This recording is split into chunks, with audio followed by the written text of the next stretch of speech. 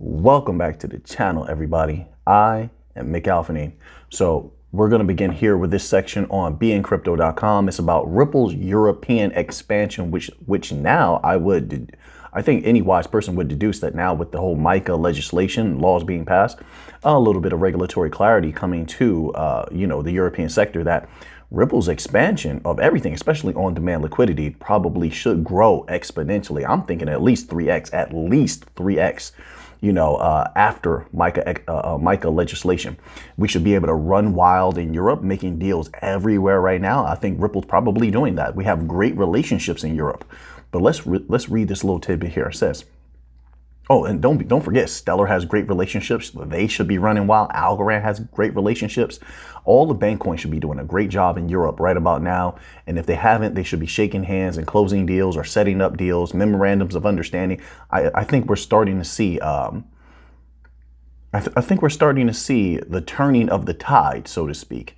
Also, not only that, but a few of the articles we have here show that I think in the United States, particularly, a lot of the politicians and such are getting concerned because the rest of the world is getting ready to flip the switch. The rest of the world is getting ready to dominate. Now, all of a sudden, they feel a little bit panicked, but I'll let them tell you in their own words. We'll get to that in a moment. Let's begin here with this article on beincrypto.com. And the section is titled Ripple Growth in the European Market. Goes as such. Europe represents a massive market opportunity for Ripple, with a growing number of financial institutions adopting its technology. Some factors contributing to Ripple's growth in Europe include the region's progressive regulatory environment, high demand for cross-border payment solutions, strategic partnerships with key financial players. Yeah, we have connections with a lot of powerhouses, number one.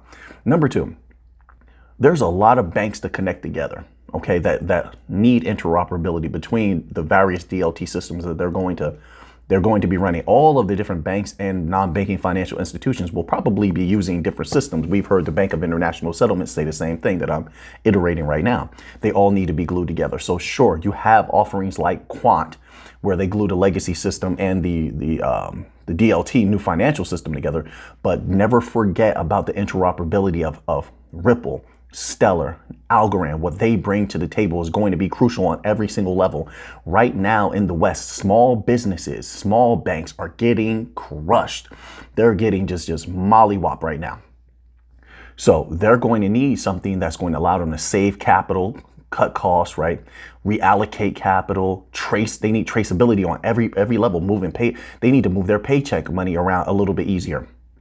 Look, we can help them on every single level, especially now that a lot of the DLTs are going to be incorporating artificial intelligence. Listen, we have an opportunity here to go bonkers with deals, go bonkers with the capital that we can move. We're starting to move into the phase of actuation. If we can't actuate on everything that has been built, we have so many corridors. If we can actuate on everything that has been built, and then also let the sting of what the United States has done to crypto, let that sting set in. Let that really remind you to say, hey, we want to take their capital, but we don't have to be loyal to them. They're not loyal to us, and just go crazy in the rest of the world. You're going to see those prices start to go up. You're going to see the businesses start to explode. These native tokens will go insane if everything goes according to plan. XRP is destined for a massive explosion, in my humble opinion. It's at the crux of everything. On demand liquidity. They're going to need liquidity. There is a massive liquidity crisis. Follow the banks, everyone. Listen, follow the banks. Watch what's happening with the US dollar. I cover this a lot on my other channel. I just cover like financial news, well, on my other channel, and then also on the TikTok channel as well. I just cover just regular financial stuff, real estate, whatever good articles I find. But follow the dollar, follow the banks. Keep an eye on the rift between the small banks and the big banks is starting to grow, okay? Now, they're going to come to us en masse. That's going to make that XRP price skyrocket. I can't wait. This is my personal opinion. I'm not asking you to agree. But they're looking to take their power back. How can they take their power back from the big banks and the central banks other than to utilize us? If you have another idea, let me know in the comment section. Right now, it's not looking good for them. A lot of deposits are leaving the small banks and going to the big banks. Then on top of that, so you have that, right? So like they'll leave small banks and go to someone like Bank of America as an example, which is one of our banks as well. So we win, no matter how this shakes out, we win, theoretically speaking. But also the central banks stepping on their toes, and they're saying, once again, they're saying, hey, wait a minute, you're getting closer to rolling these CBDCs out. We're looking at it, looking at what you're doing now. We're looking at how you're using smart contracts. Are you stepping on our toes? Are you trying to do our job? And it's looking more and more like they're taking umbrage to that. And it's looking more and more like, yes, the central banks may step on their toes. Why do I say that? If you look at what the Fed is doing right now, they're letting, not just letting, they're almost assisting in the small banks getting crushed because of the rise in interest rates. Listen, if the big banks right now are having a problem because their bonds are being eroded. The value of the bonds that they purchase is being eroded because of the raising interest rates. So if they're going to have that problem, then small banks definitely have a problem on their hand. They're hemorrhaging capital right now. So they're going to need something in order to bring that balance back there. I have some articles here somewhere about that, you know, that prove that actual point. However, I will say,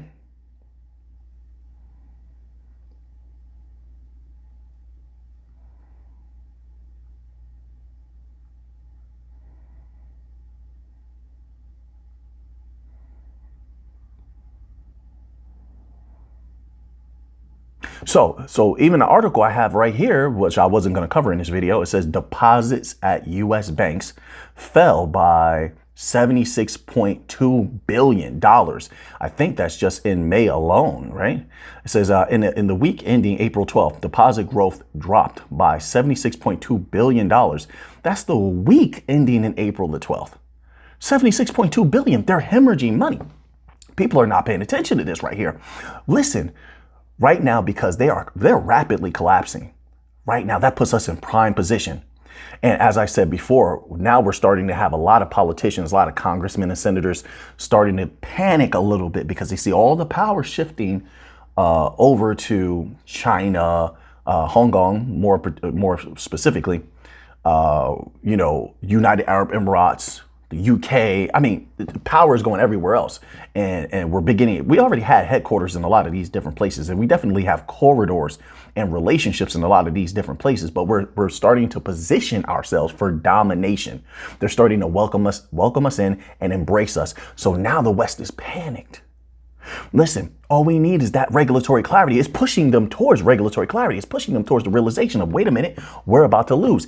I don't think that they anticipated the rest of the world embracing us the way that they did. So now it's pushing them to be a little bit concerned, right? Because there's a lot more money on the line, a lot more power on the line than they anticipated. They thought they could move their weight around and the rest of the world would abandon us. That's what they thought. Not understanding the rest of the world was ready to move forward. It's the same thing with the dollar and dollar dumping. Follow that as well. Follow that dollar. We are in a prime position right now. Everything's looking good, in my humble opinion. Right now, everything's looking fantastic right now. Let me see if I can find that article.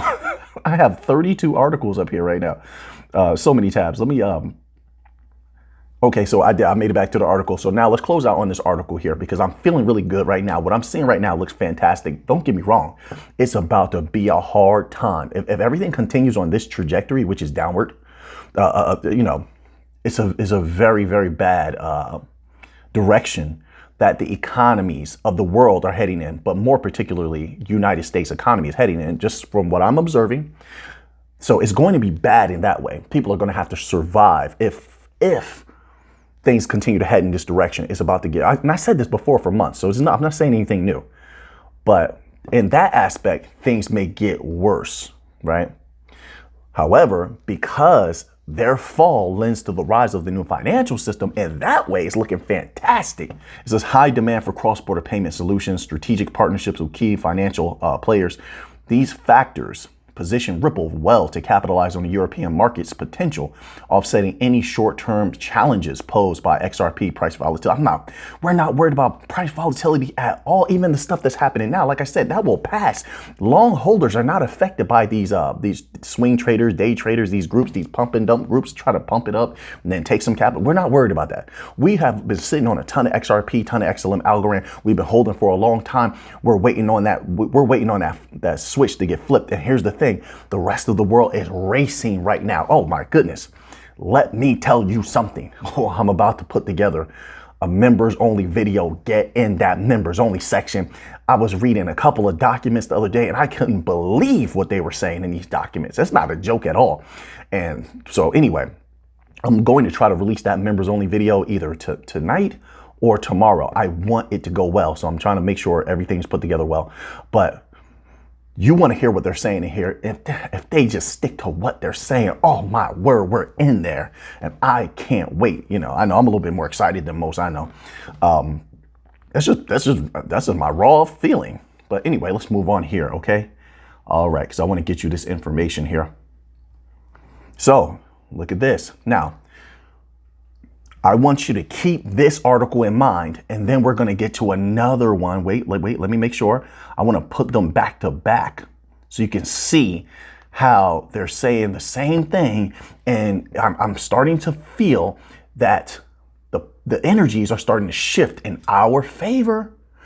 It says here, this is from coinedition.com, and it says, Ripple Council, U.S. crypto policy is driving the industry offshore. Now in any other circumstance, that's not like a super powerful statement. We all know that. I've been talking about that for months now, right? And I'm sure many other researchers have been talking about that, right? But we're going to get back to this article. I just want to show you this next one here. Check this out. This is what some congressmen are saying. This is from zcrypto.com, and it says, Gary Gensler is driving crypto to China. And let me tell you something, over the last few days, I've seen like 3, 4, 5 articles like this from different politicians and business people. They're getting concerned. Yes, yes, yes. Let them be concerned. Roll out that regulatory clarity. Get Gary Gensler out of there. I want the pressure. Listen, everyone. We want the pressure on these people. It's looking good. Yes, these are the moments we've been waiting for. At least I hope this is what we've been waiting for. Till they get pressured, they realize they're losing. They see their everything is crashing in the legacy system and in the current power's hands. Right? Take that power out of their hands. Yes, Congress people and Senate people, however we phrase this, get concerned. You should be, and then unleash us. Unleash us. I'm telling you now, listen, this is logical. We can move paychecks better. We give the people on the bottom an opportunity to make more capital. We can repair the system. You have traceability. You're not going to have trillions of dollars missing when you're using our systems. Know that right now. The Pentagon lost trillions. You got trillions in shadow banks and unrealized, in these untrackable, untraceable assets. That's according to the Bank of International Settlements. We literally can solve, I think about, I'm going to be realistic here. We can solve about 93.45%. I've been thinking about this for a long time. Do the calculations. Tell me if I'm wrong. We can solve about 93.45% of the different issues that the legacy system is having right now. And if you really want to get rid of corruption, our traceability can definitely help with that in a myriad of industries, by the way. So they're saying the same thing that Ripple is saying, and multiples of politicians across the United States is saying this. Unleash us. But you know what? Right now, even with that, it's still looking great because the rest of the world is running for the switch. All right, now let's go back to the article. U.S. crypto policy is driving the industry offshore. Susan Friedman, the International Policy Counsel for Ripple, recently took to Twitter to highlight the consequences of American crypto firms moving abroad as a result of the United States' failure to adopt an appropriate regulatory regime for the crypto industry. Friedman's comments came in response to a Twitter Spaces session titled, quote, Crypto Policy and National Security, unquote, which saw participation from Coinbase CEO Brian Armstrong. Even Coinbase trying to get offshore. They had the little thing where they were trying to get their license in, I believe, Bermuda, something like that. You got Kraken moving offshore. You got everybody trying to move offshore, which is a wise thing to do. I would do the same thing. Han Ventures Chief Policy Officer Tamika, but then again, I would have fought. So that's a big difference too. I would have fought them harder than Ripple did. But to each his own. Coinbase Chief Policy Officer Faryar Shirzad and Ripple board member Anya Manuel According to Friedman, the United States failure to adopt clear crypto regulations has led to crypto activity moving offshore. With the industry moving out of America jurisdiction, the ability of U.S. law enforcement to monitor, why do you always go to that? Just admit you're wrong. You're wrong. You need us to survive. You need the new financial system. You're getting left behind. Your people are getting crushed. All your small businesses are getting crushed. Bed Bath & Beyond and so many others are going out of business. All right.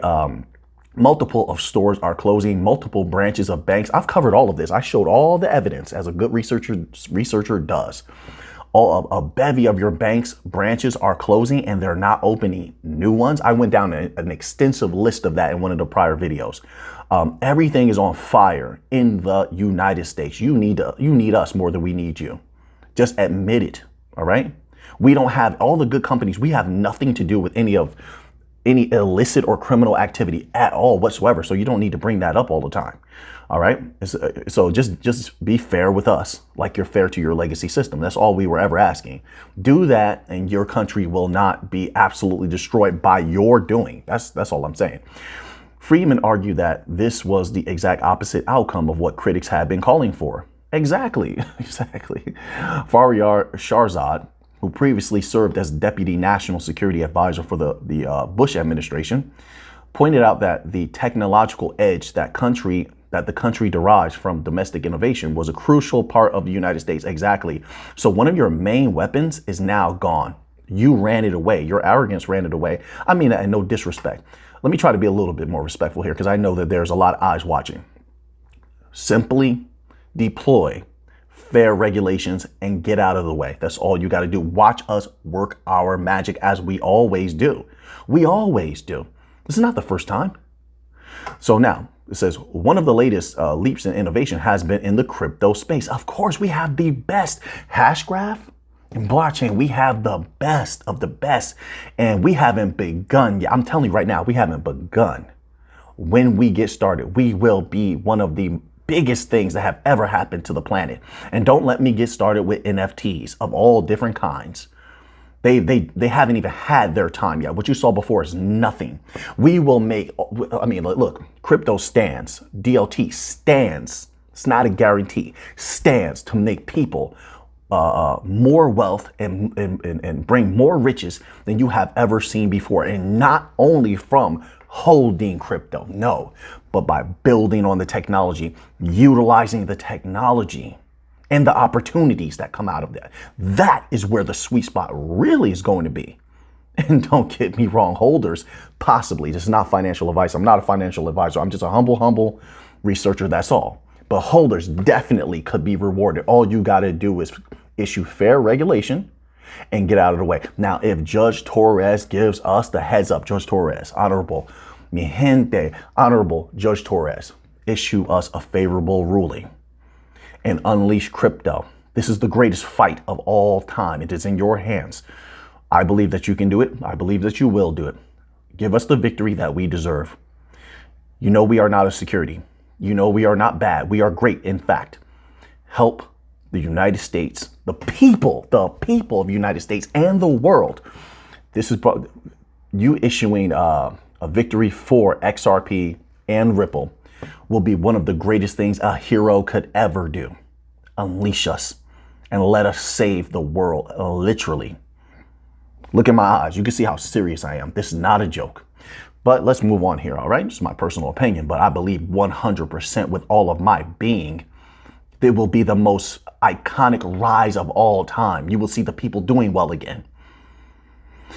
So now, let's move on here to, so then this next article from zcrypto.com. It's titled, Gary Gensler is driving crypto to China. Some congressman, it says, hit SEC chair with fresh allegations. Oh, they're trying to say, is it on purpose? It could be. Who knows?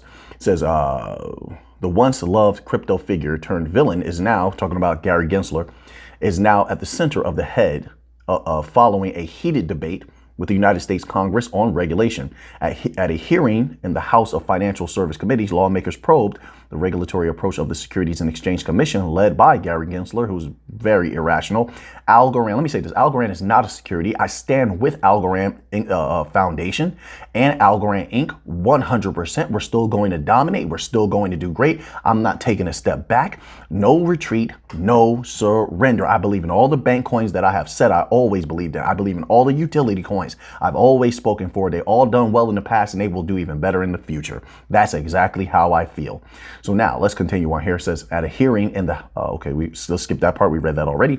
In the course of the hearing, Gensler noted that the digital asset industry is fast paced, making it more difficult for the commission to track. That's your job, so do it. Republican lawmakers were not having any of that defense as they lashed out at the commission for not being decisive on rulemaking and spurring confusion in the market, which has hurt companies along with investors. Representative Tom Emmer took a swipe at Gensler with these words, quote, "You've been an incompetent cop on the beat." Taking the criticism a step further, sorry, I don't know why I'm stumbling over my words so much today. My apologies, everyone. Emmer noted that the current approach of the SEC is pushing startups and other American firms to the, quote, hands of the Chinese Communist Party. Well, Hong Kong is a capitalist capitalist society. Is what I'm talking about. You do know that Hong Kong is very different than mainland China. You do know that, right? Right. There's significant differences, the cultural differences, the fact that Cantonese is even spoken, like the culture, like, I mean, you can't tell them anything anyway, right? It's just China is China to them, right? So he went to accuse Gensler of creating no rules in the place. Oh, well, that's pretty accurate. Quote, during your tenure at the SEC, how many rules has the SEC finalized that actually accommodate the existing regulatory framework and are specifically for the digital asset industry so that crypto market can come into compliance? The answer is zero. Now that's deep. Good job, whoever you are. Says he added. Listen, I don't keep up with all this political nonsense and such like that. I'm a money person. I'm a businessman, however you want to put that. But that was pretty accurate. That was good. I don't care who it came from. It says Gensler has been under fire. He should be. He should be fired. He should be gotten rid of. Let's get somebody in there to replace this individual. Now, let's move on here, okay? Let's get to a little bit more news here because I have a little bit of stellar news and Algorand. Let's let Algorand continue to shine. They're going to continue to do well. So, little bit of stellar news here. This is from stellar.org, stellar.org on Twitter. They said, "We love you back." This was tweeted to Cash Abroad. Every week we're seeing Stellar embracing more businesses, expanding their reach a little bit more. They're supporting developing businesses. So this is what Cash Abroad said. It says, "We can't believe it, but we just wrapped up our last day SCF startup camp at Stellar.org at DFS Lab. What an amazing experience. We love this community." This is what I like to see. I want to see the foundations continue the rapid development of other companies and the support of them. And if they're going to deploy capital, yes, deploy it for something that's going to be beneficial to the chain. If it's beneficial to the chain, obviously that could mean more wallets are used, more capital is flowing through Stellar, through XLM, such. This is beneficial to everybody across the board. And it shows thanks, in my opinion, to those people who continue to invest in XLM, right? And who are looking for a return on investment. So be it. That's just the nature of the beast. People will do that and feel that way, whether you promote XLM or not. It doesn't make a difference, right? So yeah, sure. This shows a little bit of respect to the chain. Continue to develop those businesses, bring them in. We know you have a lot of banks, a lot of banks that are going to be coming in, a lot of businesses. Every week we see the domination of Stellar, United Nations, MoneyGram. We used to have IBM. Who knows? They made a profit this year. Maybe they'll bring it back in the future once there's regulatory clarity. They'll come out of the shadows and stop being afraid. Stronghold. I mean, it goes on and on. But it's been looking very good as of now. I'm glad to see this. So hopefully we get a little bit more news and things continue. Those smart contracts are definitely going to come in handy. Starlight Protocol, 1 million transactions. Don't you ever forget that. That's not for retail. Who's that for? Remember, Danelle Dixon said they were talking to a multitude of central banks. We're going to glue everything together. I'm telling you now. Don't ever forget all the documents that we read in the past where they're talking about XRP and XLM. Remember that. And then also remember the document that we had. Remember, you can find the videos. All the videos are there where they talked about XRP and I think XLM as well, and the idea of stable coins. However, wait a minute. However, not to turn them into stable coins. That's not, see, you gotta expand the concept a little bit, not to turn them into stable coins. Remember, you can have them, to have an acceptable stability doesn't mean it has to be stable and locked in at like $1, locked in at 5. No, you don't have to do that. To have an acceptable stability, you can have it like gold. Gold is very, listen, I know now gold has been going up and going down a little bit. That's just because people have been running from fiat. They've been running from fiat into gold. But for a long time, gold was very stable. It could go up just the littlest bit. Even now, it's just the littlest bit in my humble opinion. That's an acceptable stability. I'm not losing too much. I'm not gaining too much. It's like I can trust that to hold value. That's a true store of value, right? You can have them be like that. Once those prices start going up, I think they're going to stabilize. Not completely locked in, no, but they'll stabilize at a high price, in my humble opinion. XRP, Quant, Stellar, they'll all have their different ranges. You got to decide for yourself where you believe that price is going to go, and only you know how much of these assets you hold, right? Which is definitely going to affect what price they need to go to for you to be wildly wealthy or rich, obviously, right? But anyway, so Stellar has been doing a great job, in my opinion. Let's scroll up here. We got a little bit of Algo news. I want to make sure that they shine, right? Because they've been doing a good job and they don't deserve any negative light, in my humble opinion. So this is from Algo Foundation, all right? And it says, hashtag Earth Day Spotlight. On St. Vincent de Paul Disaster Services, we're proud to partner with SVDP USA Disaster and launching CARE, a disaster relief platform built on Algo. Algo continues to be the people's coin. That's going to come in handy later. I mean, remember they fed like 1 million people in India. Remember they built the play area for the children along with Ripple and a few other people. Over there, I believe it was in Oakland. Algo is the people's coin. And once again, so now they're getting in deep with disaster relief, sort of like what Stellar is doing.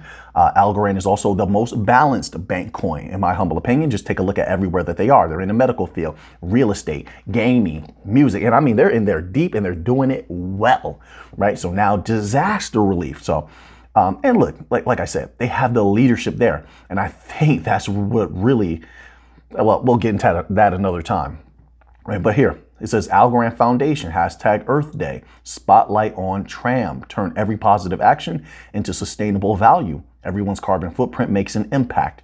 As individuals, we have if we stepped more lightly, we could reduce environmental harm.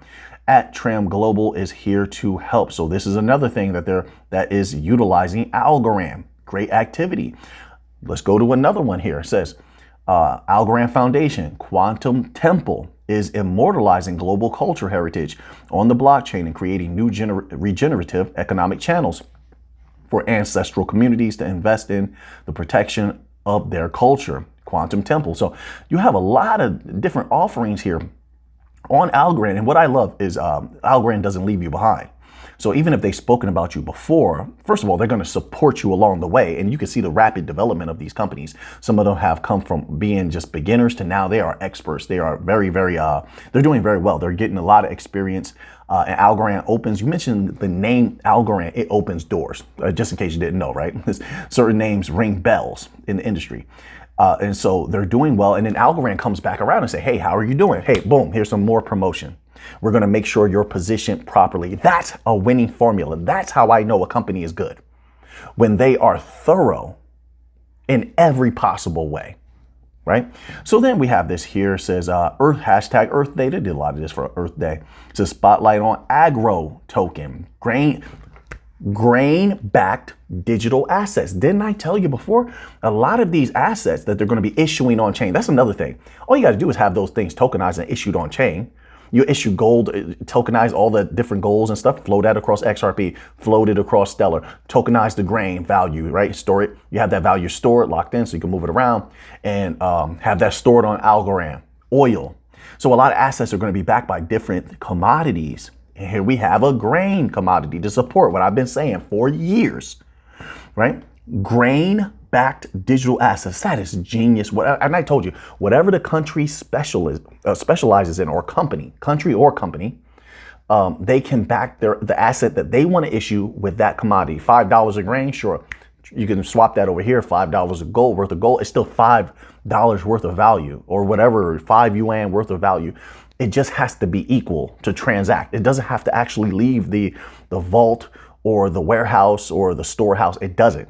That's the beauty of the DLTs and the bank coins. You get what I'm saying? This is huge. Trillions of dollars going to be unlocked because of this, and things that would otherwise be illiquid or just very, very tough to move that value.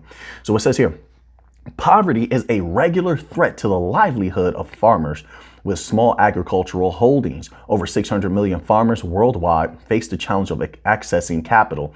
They need to grow and expand. Enter Agro token. We're going to look into that a little bit more at another time because I'm interested to learn a little bit more about that there. All right. So now we're going to go here with a little bit of quant news. This is from Finance Feeds, and it says Finance Feeds shares insights of crypto industry leaders from Quant, Gilbert Verdian, Kraken, Mark Jennings, and Xapo Bank, Joey Garcia, including the impact of MiCA regulations and what to do next. I know what to do. I know what you should do next. Start locking in more partnerships, locking in more deals, really expanding rapidly. You've been sitting on capital. Deploy some capital now and build a little bit more. Let's start flipping that. Let's start flipping that switch. Let's get it going. It's time. How long do you want to wait? It's time. They rolled out a piece of the red carpet. Let's walk it. It says here, Gilbert Verdian commented, the passing of the first set of comprehensive digital asset regulations is encouraging. It will be interesting to see how much the UK aligns to the EU's regulations, or if it will take a more open approach to boost trade and economic growth. Rules must be flexible, dynamic, and evolve with the times. Ultimately, however, regulation can be a force for good. It is a clear sign that the industry is reaching a much needed new stage of maturity. It can put in place the rails to encourage the development of new and better forms of money. Yes, I like what he's talking about. And if you're reading between the lines, so to speak, he's saying we can dominate. We can take you to the future, which means domination, which means a lot of capital, which means unlocking a lot of value, which means Quant's price would skyrocket, theoretically speaking. That's what it would mean, right? If what they're saying is true and Quant token is at the crux of everything that they do, it is the most important component, yeah, that price is going to go up. Simple as that. It says it can put, and it's not financial advice. I'm not trying to get you to buy Quant or sell Quant or any of that stuff like that. I'm simply expressing myself. That's all. I have to always say that. All right. It says it can put in place the rails to encourage development, while each jurisdiction will take a slightly different approach. Keep that in mind also. And that's a great thing because that means that each jurisdiction is going to need interoperability on a multitude of levels. That's where the capital comes in. That's where money comes in. That's where we're the best at this particular thing. And they need us. They literally need us. But let's continue on here. It says, while each jurisdiction will take a slightly different approach to protect its national interests, the EU is leading the crowd. I wouldn't say that they're leading the crowd. I guess you're saying that to get in close with them. Hong Kong is doing a great job. You wouldn't say United Arab Emirates is leading the crowd. I would say that United Arab Emirates is doing a massively wonderful job, in every possible way. Just look it up for yourself. I say they're at the forefront, not the European Union. They drugged their feet for a long time. Anyway, it says, quote, the new regulation also balances the need for central banks to mitigate systemic economic risks against stablecoin development and innovation. There are less onerous obligations for smaller stablecoins, and NFTs are out of scope. Blockchain will have a profound impact in financial services, especially in asset management via the tokenization of funds. In capital markets, those stablecoins are going to need liquidity, sir. You know that. You and I both know that. Stablecoins aren't stable. But stablecoins are better than what the banks are trying to offer, right? It puts the power in the people's hands. You and I both know that. There's going to be new currencies come up with it. You and I know that as well. So what we're seeing now, as far as CBDCs and stablecoins, that's nothing. That's nothing. These are the beginnings. The technology will continue to evolve and advance. And so there's going to be new forms of money that we haven't even thought about yet coming up that is superior to what we're seeing now. And they're going to definitely need liquidity. If there's a bank run on that fiat, then there's a bank run on that stablecoin. It's pegged to that fiat, and fiat is in trouble. Whether it's the euro, whether it's the dollar, it doesn't make a difference. Other countries are moving to commodity-backed assets. Well, like, you're a wise individual. I know you know this, but I'm just saying it because I know you can't say it, right? You would get in trouble. So I'm saying it for you. So as the fiat's value around the world begins to plummet, as commodity-backed assets are deployed, those fiats will be rendered more illiquid than ever. And there's going to be hyperinflation because of that. There's going to be a lot of fiat just sitting around. So the value of it and what it can buy, its purchasing power, will be greatly diminished. So you're going to need liquidity for that, correct? All right, where did they get that liquidity from? They can only get it from us. Only we can pull from corridors where they're going to flood us with gold. Stellar is deep. Stellar is deep in Africa, where now even Zimbabwe is looking at putting out a gold-backed asset. That's going to, things like that will flow through Algo, Stellar, and Ripple, who are deep in Africa. Oh, yeah, let me not forget Hedera as well. And so we're going to have tons of liquidity in us. Tons of liquidity that you couldn't even fathom. I mean, the banking system couldn't even fathom that type of real liquidity. Let me make that clear. Real liquidity. All right, not just numbers on a paper, which is what they're dealing with now. Hence, fiat currency, right? They're gonna have to come to us, and that liquidity, that's where the native tokens come in handy. That's where XRP sweet spot liquidity. I'm telling you now. Watch. Listen, maybe I could be wrong. I admit there's a possibility, but I'm very confident in this. If they didn't take that action, it's an action easily taken. It's an opportunity easily capitalized on, so to speak. But if they didn't take that action and capitalize on that liquidity, that would just be foolish on their part, and they're putting themselves in a bad position. But Ripple, anybody who's building on Stellar, Algo, Hedera, they can tap into that liquidity of the world anytime they want, in any crisis that they want, and they can move that liquidity. All right, so now let's go here. I have 3 more articles just for the regular crypto video. I had like 32 articles total, but that's going to go on other channels. All right. And I have the members only video to do as well. So let's end off with a little bit of gold news here. All right. And we will do, so I don't make the video too long today, we will do the comment section chapter tomorrow. I'll just put all the comments together. So leave your comments here today if you've made it this far, and then I'll include some of the comments from this video in the comment section chapter tomorrow.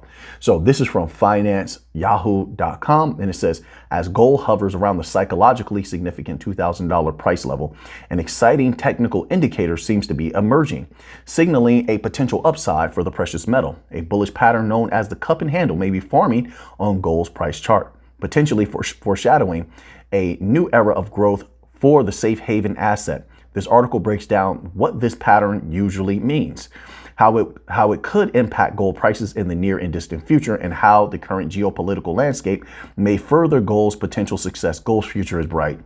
They're buying tons of gold. They're continuing to do so. I thought they were going to slow down within the next few months, but they haven't. They haven't.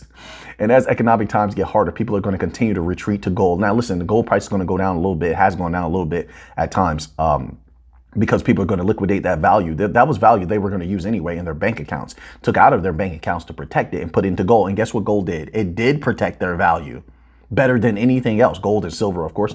So yeah, you're going to have that little bit of volatility. So be it. Just the tiniest little bit.